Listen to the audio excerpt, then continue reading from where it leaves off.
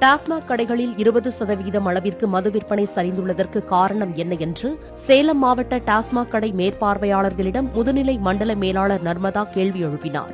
சேலம் மாவட்ட டாஸ்மாக் அதிகாரிகள் மற்றும் கடை மேற்பார்வையாளர்களுடன் கெஜல் நாயக்கன்பட்டியில் நடைபெற்ற ஆலோசனைக் கூட்டத்தில் பங்கேற்ற அவர் டாஸ்மாக் கடைகளில் மது விற்பனை சரிவுக்கான காரணம் குறித்து கேட்டார். கள்ளச்சாராய விற்பனை நடைபெற்றால் உடனடியாக தெரிவிக்க வேண்டும் என்றும், தெரிந்தும் தெரியாமலும் இருந்தால் கடும் நடவடிக்கை எடுக்கப்படும் என்றும் நர்மதா எச்சரித்தார். மானிட்டர் பண்ணிக்கோங்க, பல்க் சேல்ஸ் பண்ணாதீங்க. இந்த நேரத்தில் ஏதாவது மொத்தமாக கொடுத்ததுனால தேவையில்லாத விளைவுகளை ஃபேஸ் பண்ண வேண்டாம். என்ன வேலைக்கு போனாங்க ஊர்ல இருந்து? கூலி வேலைக்கா? கூலி வேலைக்கு போயிட்டு தான் இருந்துருக்கீங்க. அதுக்கு இந்த வருஷம் மட்டும் தான் போறாங்களா? இல்லப்பா, ஒன்று புரிஞ்சுங்க. குறைஞ்சது என்ன காரணம்? நீங்க வேற ஏதாவது காரணம் இருக்கும் அனலைஸ் பண்ணுங்க. ஈஸி ஏதாவது இருக்கா உங்களுக்கு ஊரை சுற்றி தொடர்ந்து என்ன காரணம்?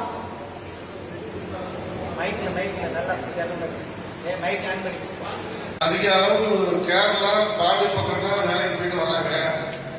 விடுமுறை காலங்களில் வராங்க. அப்புறம் பெரிய விசேஷ வேலை போயிட்டு வராங்க.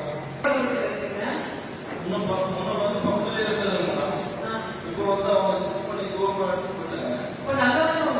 அந்த மருத்துவமனை சேல்ஸ் ஆச்சு.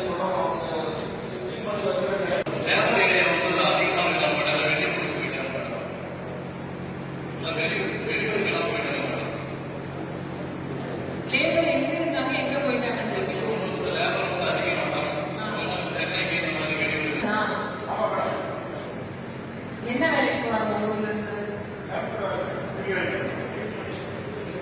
கூலி வேலைக்கா?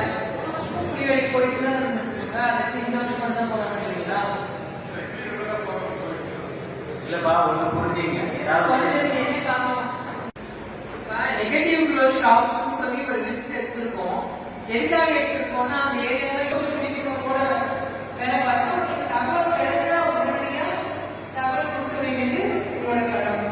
அதே மாதிரி டிஎம் அண்ட் எஸ்ஆர்பி லைசன்ஸ் வாரத்தும் எடுக்கணும் கம்பல்சரி அப்படின்னு.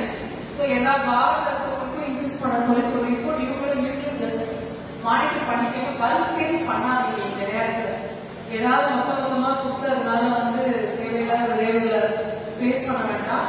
பல்க் சேல்ஸ் பண்ண வேண்டாம்.